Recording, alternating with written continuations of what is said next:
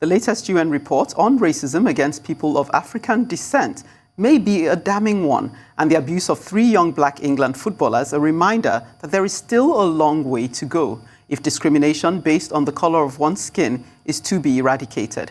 But spare a thought for one group, the only known World War II battalion in Europe that was made up entirely of black women. Major Fannie Griffin McClendon and her American colleagues faced racism during their operations, but it didn't end there. Their historic contribution is just one of many stories that had stayed suppressed for decades until now. Arise correspondent Afua Adom has the story. As the only black battalion of women in Europe during World War II, Major Fannie Griffin McClendon and her colleagues never gave much thought to making history. They had a job to do. The 6,888th Central Directory Postal Battalion was credited with solving a growing male crisis during its stint in England, and upon their return, serving as a role model to generations of black women joining the military. At that time, when we arrived there, we were trained by cavalry officers because we didn't have women officers at that time. And later on, after basic training, I was sent to Fort Huachuca, Arizona. But they needed women officers, so they tested quite a few of us, and believe it or not, I passed, and they sent me back to Des Moines. To go to Officers Candidate School, which was segregated. But their exploits for decades were largely forgotten until now. The Senate passed legislation that would award members of the battalion, affectionately known as the 688, with a Congressional Gold Medal. The bill is awaiting action in the House, but the recognition would come too late for most members. There are believed to be only 7 surviving members, including McClendon. I just wish there were more people to, if it comes through, there were more people to celebrate it. The 688 was sent overseas in 1945, a time where there was growing pressure to include black women in what was called the Women's Army Corps and allow them to join their white counterparts overseas. Civil rights activist and educator Mary McLeod Bethune worked to ensure that they had substantive roles beyond scrubbing floors or entertaining the troops.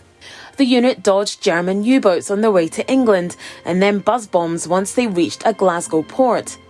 They were sent to unheated airplane hangars in Birmingham that were infested with rats. They were given a daunting mission: process the undelivered mail destined for troops on the battlefield and the families at home. Mountains of mail and unopened packages had piled up, and troops were beginning to grumble about not getting letters or Christmas care packages from home. They kept hollering about wanting us to go overseas, so I guess they found something for us to do overseas. Take care of the mail. And there was an awful lot of mail. I don't know I forgot the number they said was, but they expected we were going to be there about 2 or 3 months trying to get it straightened out. Well, I think in about a month and a half, we had it all straightened out and going in the right direction. The 688 worked around the clock, processing about 65,000 pieces of mail each shift. It wasn't only the sheer volume. They also had to do their share of detective work, especially when a piece of mail had a common name, or worse, only a service member's nickname. They also faced their share of racism. Housing, mess halls and recreation facilities were segregated by race and sex, forcing them to set up all their own operations.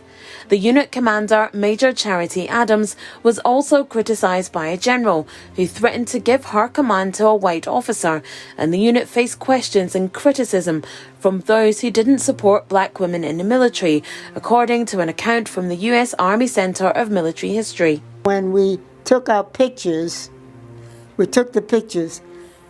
of the black women went back to the barracks. The others went to the club and had a party. We weren't invited. So you went through those things, but you didn't sit down and cry about it. In the end, they managed to clear out a backlog of 17 million pieces of mail in just 3 months, twice as fast as projected. The battalion would go on to serving in France before returning home. And like so many black units during World War II, their exploits didn't get the attention that often their white counterparts did. A monument was erected at Fort Leavenworth in 2018 honouring them, and the 6888 was given the Meritorious Unit Commendation in 2019. Books and documentaries have been made about their exploits, and there's talk of a movie. There's also legislation renaming a Buffalo post office after Indiana Hunt Martin, and a push for the Congressional Gold Medal. Afua Adom, Arise News. Arise correspondent Afua Adom live now to join us for more on this story. Afua, great reporting there. Thank you for the revelation. But let me ask you, the Senate, you said, has passed legislation that will allow this honor go ahead. However, the bill is awaiting action in the House. Is this a reality now? Do we know if Congress is going to act? And the obvious question, it may seem obvious, but I'm just wondering, why has it taken this long? Well, that is a very good question. Now, the stage that we are at now, the award for the 6,888th Battalion, or the 6888 as they are known, and it's far easier to say. Now that the US Senate has unanimously passed the bill, and this was brought by US Senator Jerry Moran. He's a Republican from Kansas, and he brought this legislation to award the Congressional Gold Medal to the battalion and to the members of this particular Women's Army Corps. So at the moment, they've passed the bill for that Gold Congressional Medal to be awarded to this battalion. And he has actually been working on this bill since 2018. You know, he's been working on getting it through the Senate. This is something that he has personally taken to heart.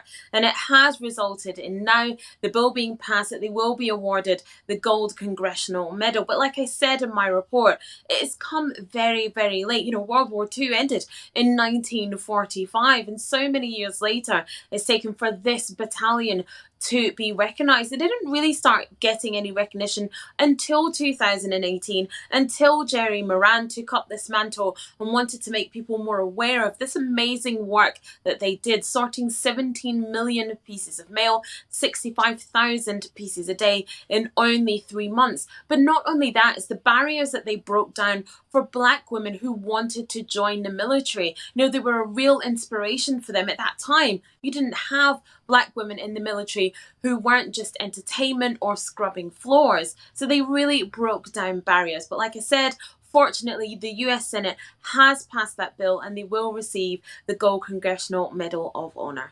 Okay, Afua, indeed a remarkable story. But how exceptional was it to have women in that sort of a volume in the army to begin with, much less an entire battalion consisting of women? Whose brainwave idea was it?